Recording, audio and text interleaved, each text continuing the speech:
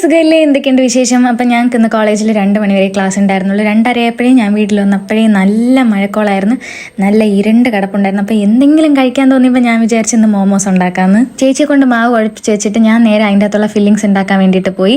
ക്യാബേജും ക്യാരറ്റും കയ്യിലില്ലാത്തതുകൊണ്ട് ഞാൻ വിചാരിച്ചു മുട്ട വെച്ചിട്ട് എന്തെങ്കിലും ഒരു ഫില്ലിങ്സ് ഉണ്ടാക്കാമെന്ന്.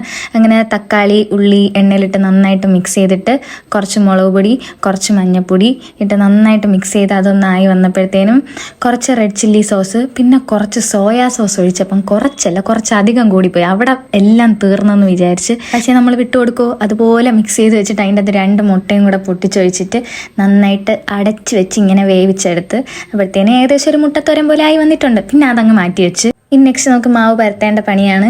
അപ്പം അതും ചേച്ചി തന്നെയാണ് ചെയ്തത്. ഞാൻ ഒരെണ്ണം ചെയ്ത് ഈ കൊഴുക്കട്ട ഇങ്ങനെ ഉണ്ടാക്കി വെക്കില്ലേ, അതുപോലെ ആയിപ്പോയി. പിന്നെ ചേച്ചി തന്നെ നല്ല ഭംഗിയായിട്ട് എങ്ങനെയൊക്കെയോ സെറ്റാക്കി എടുത്തിട്ടുണ്ടായിരുന്നു. പിന്നെ നമ്മൾ നേരെ കൊണ്ടുപോയി സ്റ്റീം ചെയ്യാൻ വെച്ച് ഒരു 6-7-8 മിനിറ്റ് ആയപ്പോഴത്തേനും നല്ല ഭംഗിയായിട്ട് കിട്ടിയിട്ടുണ്ടായിരുന്നു. ഞാൻ ഇതൊക്കെ വീഡിയോയിൽ കണ്ടിട്ടുള്ള കേട്ടോ. ഇത് എൻ്റെ സെക്കൻഡ് ടൈമാണ് ഞാൻ മോമോസ് കഴിക്കുന്നത്. പക്ഷേ സത്യം പറയില്ല ഗൈസ്, നല്ല ടേസ്റ്റ് ഉണ്ടായിരുന്നു. ചിക്കൻ ഇല്ലാത്തതിൻ്റെ ആ ഒരു കുറവേ ഉണ്ടായിരുന്നുള്ളൂ. പക്ഷേ അടിപൊളി ടേസ്റ്റ് ആയിരുന്നു. നമ്മുടെ കയ്യിൽ സോസൊന്നും ഇല്ലായിരുന്നു. പിന്നെ ഞാൻ അത് മാത്രം വെച്ച് കഴിച്ചു. അപ്പോൾ ഇന്നത്തേക്ക് അത്രയുള്ളൂ. പുതിയൊരു വീഡിയോ നാളെ കാണാൻ. Tata, bye bye.